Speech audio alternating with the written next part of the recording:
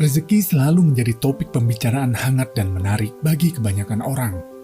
Tidak ada rumusan pasti bagaimana mendapatkan rezeki secara melimpah, walaupun kita meniru sama persis apa yang orang lain lakukan. Ada yang mengatakan, asal bekerja keras, rezeki pasti datang. Namun, pada kenyataannya, banyak saudara-saudara kita, khususnya yang bekerja pada sektor non-skill, yang telah bekerja sangat keras, rezeki yang didapatkan tidak sebanding dengan kerasnya usaha. Tidak pula yang paling pintar secara akademik dipastikan memiliki rezeki yang paling besar.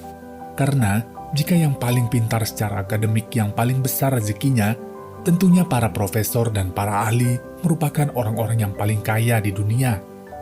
Almarhum Kiai Haji Zainuddin MZ pernah berkata, rezeki adalah mysterious problem. Dikejar dia lari, nggak dikejar kadang malah mendekat. Walaupun tidak ada rumusan pasti dalam mendatangkan rezeki, setidaknya agama dan kepercayaan di berbagai dunia telah banyak memberikan kisi-kisi mengenai bagaimana menarik rezeki dalam kehidupan kita. Kita akan membahas hal-hal apa saja yang bisa memancing rezeki datang kepada kita, yang sebagian saya kutip dari sumber-sumber agama. Bentuk rezeki bisa dalam banyak hal. Anak juga merupakan rezeki, kesehatan, harta, uang, dan lain sebagainya. Namun, yang menjadi fokus pembahasan rezeki kali ini, yaitu rezeki dalam bentuk uang. Pada dasarnya, hal-hal yang akan dibahas pada video ini sudah umum kita dengar sehari-hari. Video ini hanya ingin sekedar mengingatkan kembali, bukan bermaksud untuk menggurui, namun hanya sekedar berbagi, menyampaikan informasi dan opini pribadi. Yang pertama dan yang paling umum diketahui orang dalam memancing rezeki, yaitu dengan sedekah atau memberi. Memberi dalam hal apapun, baik harta, tenaga, pengetahuan, pemikiran, bahkan hanya sebuah senyuman, merupakan sedekah. Banyak yang telah mengetahui apa itu sedekah beserta keajaibannya. Namun, banyak yang masih enggan dan ragu melakukannya. Di dalam Islam, secara eksplisit telah disinggung tentang keutamaan sedekah. Di antaranya, alangkah indah orang bersedekah, dekat dengan Allah, dekat dengan surga. Takkan berkurang harta yang sedekah, akan bertambah, akan bertambah. dengan bersedekah, terbentuklah rumus memberi bukan berarti mengurangi. Namun, memberi sama dengan menambah rezeki. Sedekah mampu melapangkan jalan rezeki. Bagi otak kita yang terbatas, mungkin akan sulit memahami dan menerimanya. Bagaimana mungkin saat kondisi keuangan sedang kekurangan, kita justru dianjurkan untuk bersedekah atau memberi? Dengan bersedekah, vibrasi Anda berada pada vibrasi kaya, vibrasi berkelimpahan, bahwa sadar akan merespon bahwa Anda adalah orang yang berlimpah. Perasaan berkelimpahan itulah kunci menarik rezeki datang kepada Anda. Ingatlah hukum law of attraction atau hukum tarik-menarik. Yang sama menarik yang sama. Kebahagiaan menarik kebahagiaan lainnya. Kesedihan menarik kesedihan lainnya. Perasaan berlimpah menarik keberlimpahan datang kepada Anda. Dengan bersedekah juga, Anda dilatih melepaskan kemelekatan. Jika Anda menggenggam sesuatu terlalu erat, maka hal tersebut akan menyulitkan sesuatu yang baru akan masuk. Semesta selalu bersirkulasi. Ada yang masuk, ada yang keluar. Untuk menarik nafas, kita harus mengeluarkan nafas. Agar makanan bisa masuk dalam tubuh, juga harus ada yang dikeluarkan, dan lain sebagainya. Keterikatan pada uang atau harta akan menyebabkan kekacauan energi keberlimpahan. Ketika Anda mengalirkan uang, perhatian, kebahagiaan, dan unsur kebaikan keluar dari diri Anda, sebenarnya Anda sedang menciptakan sungai kelimpahan mengalir dengan bebas kepada diri Anda sendiri. Saat Anda memberikan harta, benda, pikiran atau tenaga dengan ikhlas untuk orang lain, maka bersiaplah untuk menerima kembali dalam bentuk lainnya. Dalam kacamata sains, saat Anda memberi atau bersedekah, Anda telah mengaktifkan otak yang terkait dengan kesenangan, hubungan sosial, dan kepercayaan. Tristan Inagaki dari University of Pittsburgh dan Naomi Eisenberger dari University of California dalam studi mereka yang berjudul The Neurobiology of Giving versus Receiving Support, The Role of Stress-Related and Social Reward-Related Neural Activity, menjelaskan tentang fMRI untuk memonitor kinerja saraf saat seseorang memberi dan menerima.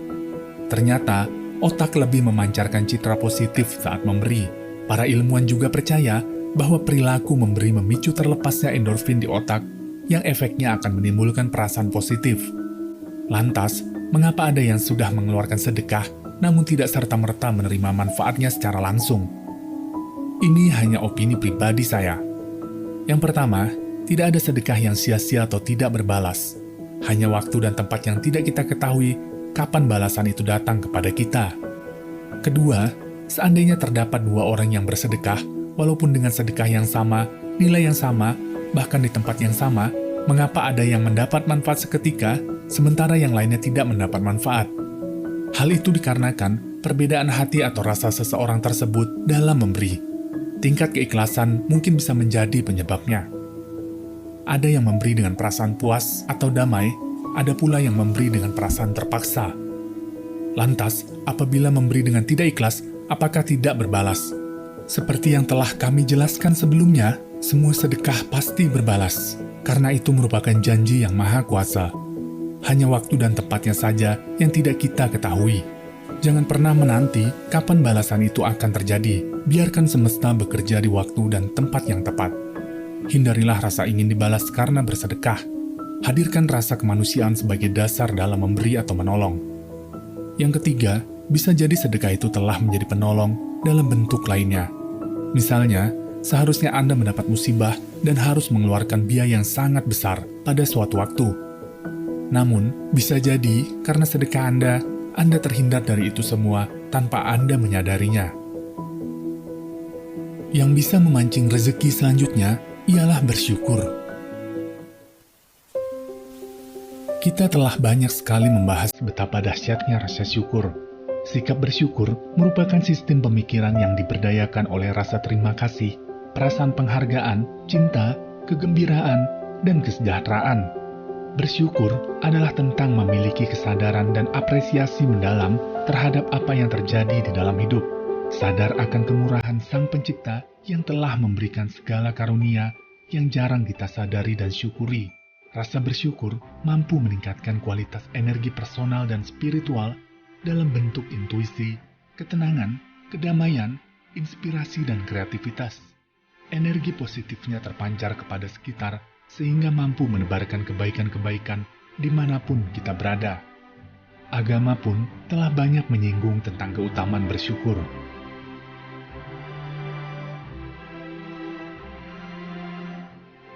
Studi ilmiah mengungkapkan bahwa efek syukur pada otak dan tubuh sangat kompleks, yaitu menenangkan, menguatkan mental, dan memotivasi.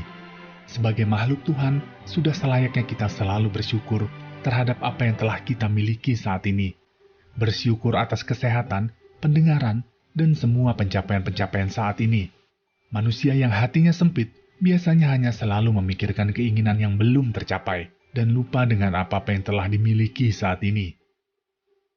Perbedaan yang mendasar antara mereka yang kita sebut kaya dan kekurangan tidak terletak pada jumlah materi yang mereka kumpulkan, tetapi pada pemahaman mereka tentang keberlimpahan alam semesta. Bagi mereka yang memiliki mindset kekurangan, selalu melihat segala sesuatu dari sudut kekurangan. Mereka selalu melihat bahwa semesta ini terbatas, sehingga mereka selalu mengeluh terhadap apa yang terjadi di dalam hidup mereka. Mengeluh tentang ketidakadilan dunia dan bagaimana menderitanya hidup mereka. Mindset kekurangan menghasilkan sebuah perilaku negatif dan kurang bersyukur. Sebaliknya, bagi mereka yang memiliki mindset berlimpah, mereka melihat dunia ini penuh dengan peluang dan kesempatan. Mereka mulai menciptakan kesempatan dan mendapati bahwa hidup mereka penuh dengan hal-hal yang patut disyukuri. Rasa bersyukur mampu meningkatkan kualitas energi personal dan spiritual dalam bentuk intuisi, ketenangan, kedamaian, inspirasi, dan kreativitas, dan secara ajaib akan memancing rezeki datang kepada Anda. Percayalah, karena itu merupakan janjinya.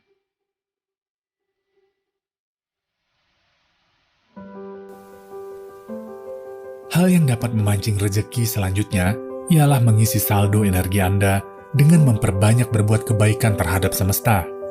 Berbuat baik terhadap siapapun dan apapun. Memberi makan dan minum binatang yang sedang kelaparan atau kehausan di sekitar Anda, melestarikan alam, dan tentunya berbuat baik kepada sesama manusia.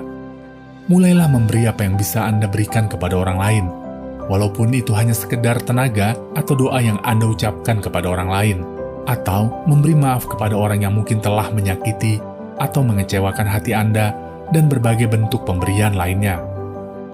Jika hal tersebut bisa Anda lakukan, sekalipun Anda dalam kondisi terpuruk atau sulit, maka hukum ini akan bekerja mewujudkan kelimpahan yang Anda harapkan.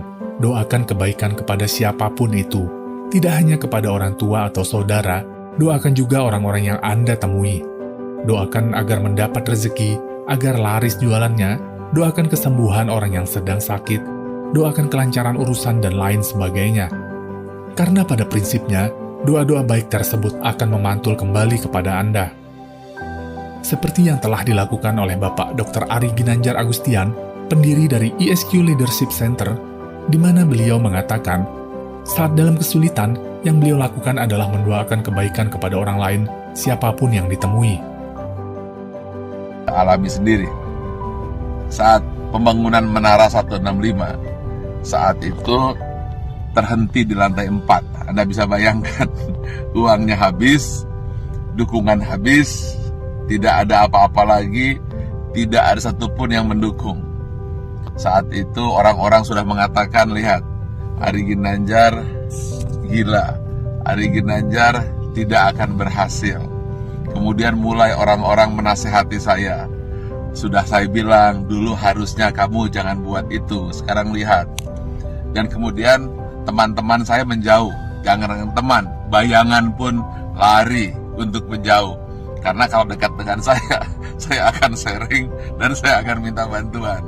Sehingga banyak sekali alumni ESQ yang ketakutan dan pergi menjauh dan tidak mau membantu saat itu. Lalu tiba-tiba bapak saya bilang, dia panggil saya A. Coba sekarang lakukan ini. Apa itu? Saya tanya. Doakan saja semua orang yang ada di sekitarmu yang kamu lihat. Tukang bakso, supir bis, tukang sayur, orang-orang miskin, orang-orang susah. Siapa saja yang kamu lihat, kamu doakan. Lalu saya doakan. Saya tidak peduli. Pokoknya melihat orang saya doakan. Kalau melihat orang gemuk saya doakan kurus. Yang kurus saya doakan gemuk. Orang yang miskin saya doakan jadi kaya. Orang yang kaya saya doakan jadi sejahtera. Orang yang sakit saya doakan sembuh. Pokoknya ngelihat apa saja saya doakan. Bahkan kucing lewat pun saya doakan dapat makan. Lalu tiba-tiba di sebelah kanan jalan saya menuju Menara 165 ada sebuah gedung yang nasibnya sama dengan saya. Hampir menjadi kuburan tua. Atau mungkin rongsokan batu dan besi. Setiap hari saya doakan, berdua dengan bapak saya. Setiap saya lewat saya doakan. Believe it or not, setelah 2 tahun, tiba-tiba ada satu orang mulai bersih-bersih. Ada yang kerja ini. Besoknya 2 orang, 4 orang, dan akhirnya mulai banyak orang kerja. Gedung yang milik orang yang saya tidak tahu siapa yang punya gedung itu, kemudian tiba-tiba selesai. Saat yang bersamaan, believe it or not, Menara 165 selesai, 25 lantai dan masjid di puncaknya, yang katanya menjadi masjid tertinggi nomor 2 di dunia. Nomor 1-nya saya tidak tahu ada di mana. Saya ingin sampaikan ini, bahwa kita harus senantiasa berpikir positif, senantiasa mendoakan orang lain, dan jangan berpikir negatif. Setiap melihat apa saja, doakan. Atau ketika melihat orang berdoa, aminkan. Intinya, jangan pernah berkata negatif, jangan pernah berpikir negatif. Jangan pula bahkan berbisik negatif. Jadi jangankan mulut, hati pun selalu positif dan positif. Itulah rahasia yang selalu saya lakukan hingga hari ini. Dan believe it or not, semua kebaikan-kebaikan yang datang, keburukan-keburukan, alhamdulillah terhindar. Ya tentu saja ada sedikit-sedikit, tapi tidak mampu merusak hati kita. Jadi senantiasalah berpikir baik, kemudian berhati baik, berbicara baik, hasilnya akan baik, yang datang akan baik. Tapi kalau hati buruk, kemudian pikiran buruk, bicara buruk, tindakan buruk, yang buruk akan datang padamu. Tetapi kalau hatinya senantiasa baik, penuh rasa syukur, pikirannya pun baik, mulutnya berkata baik, kemudian tindakannya baik, hasilnya akan baik. Semua akan datang padamu. Ingat satu hal kunci, apabila kamu tahu kekuatan pikiran, maka kamu tidak akan pernah berani untuk berpikiran negatif. Kalau kamu tahu hebatnya pikiran kata, maka yang ada di pikiran, di hati dan tindakan hanyalah kebaikan-kebaikan, karena semua yang datang adalah hasil pikiranmu. Kalau kita fokus kepada diri sendiri dan kemudian berpikir tentang kebaikan diri sendiri, maka dia akan memberikan kebaikan kepada orang lain. Dan itu semua dimulai dari hati, pikiran, tindakan, dan hasilnya datang kepada Anda. Tetapi kalau kita berpikir negatif, kemudian pikiran negatif, hati negatif, kata-kata negatif, yang buruk pun akan datang. Karena itu, upayakanlah senantiasa berhati baik, berpikir baik, tindakan baik, maka semua yang baik akan datang padamu. Terima kasih. Assalamualaikum warahmatullahi wabarakatuh. Pagi. Menyambung silaturahmi. Salah satu keutamaan silaturahmi adalah memperluas persaudaraan. Semakin sering kita bersilaturahmi, tentunya semakin banyak informasi yang kita dapatkan. Semakin terbuka pengetahuan karena sering bertukar pikiran. Dan tentunya, jika pembicaraan-pembicaraan positif, pastinya akan membuka peluang rezeki datang lebih besar. Membangun positive thinking dan positive feeling. Hal ini tentunya masih berkaitan dengan law of attraction. Pikiran, perasaan, kata-kata, dan tindakan memproduksi energi yang pada gilirannya akan menarik energi-energi yang serupa. Energi negatif menarik energi negatif, dan energi positif menarik energi positif. Untuk itu, hindari pemikiran atau perasaan bahwa saya tidak pantas mendapatkan rezeki besar, saya memang ditakdirkan hidup miskin, dan pemikiran atau perasaan negatif lainnya. Semakin banyak emosi yang kita kaitkan dengan suatu pemikiran, semakin besar tingkat getaran, dan semakin cepat kita akan menarik orang atau situasi atau kejadian yang sama persis dengan pemikiran tersebut. Semakin Anda bergairah atau merasa takut, semakin cepat pemikiran Anda memancar dari diri Anda dan menarik orang-orang dan situasi yang serupa kembali ke kehidupan Anda. Saat kita positif dan optimis mengenai diri kita sendiri, maka pikiran kita memancarkan gelombang yang akan menarik orang, kejadian, situasi, sumber daya, pelanggan, atau apa saja yang sejalan dengan frekuensi tersebut. Demikian juga sebaliknya, bila pemikiran kita yang dominan adalah yang negatif, maka kita akan menarik semua hal yang negatif ke dalam hidup kita. Demikianlah beberapa cara yang dapat memancing rezeki datang dalam kehidupan Anda. Jika ingin rezeki yang besar, tentunya Anda harus menggunakan umpan yang besar pula. Artinya, perbesar usaha Anda dalam bersedekah, bersyukur, dalam berbuat baik, bersilaturahmi untuk mengetuk pintu langit.